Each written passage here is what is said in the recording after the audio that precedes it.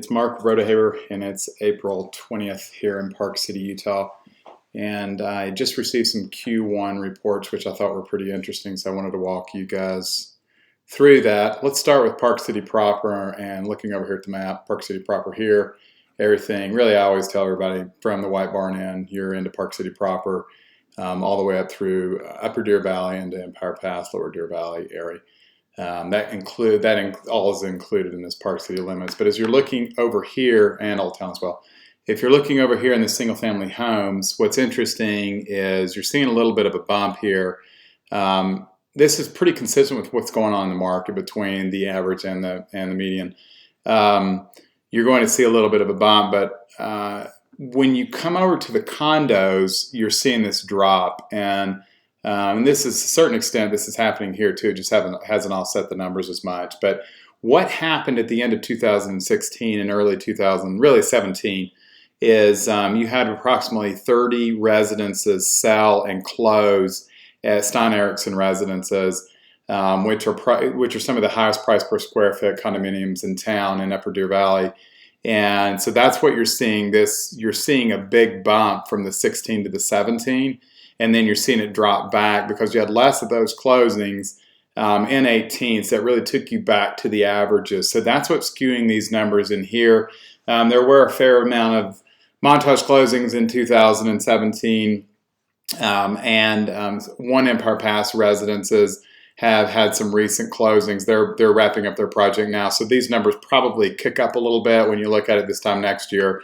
But that's the biggest difference with what's going on here. There were, call it a dozen home sales that happened at Stein's here as well.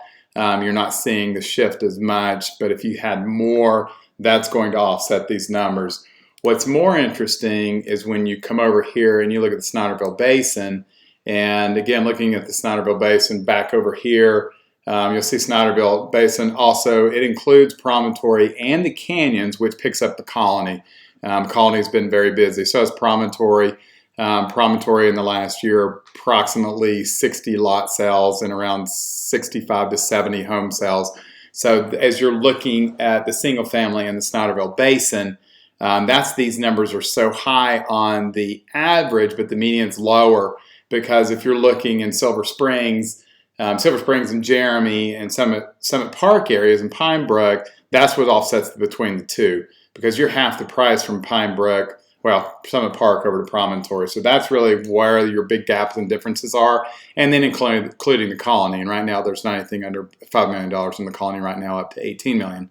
Obviously there's not as many sales there, but the land sales have been very, very busy at the Colony.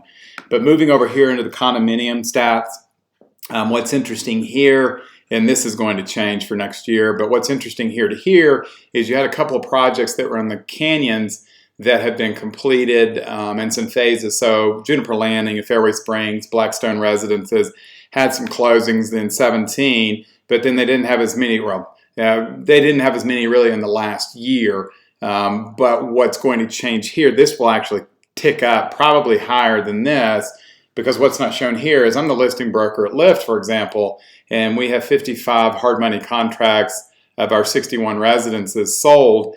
And our average price per square foot is the highest, one of the highest right now, actually the highest in the Canyons. In addition, you're going to see Apex Residences come on. Blackstone's releasing some more of theirs that will close within the next year. And this number is definitely going to be going up as you look at over at the condominiums and townhomes in the Colony, or in the Canyons.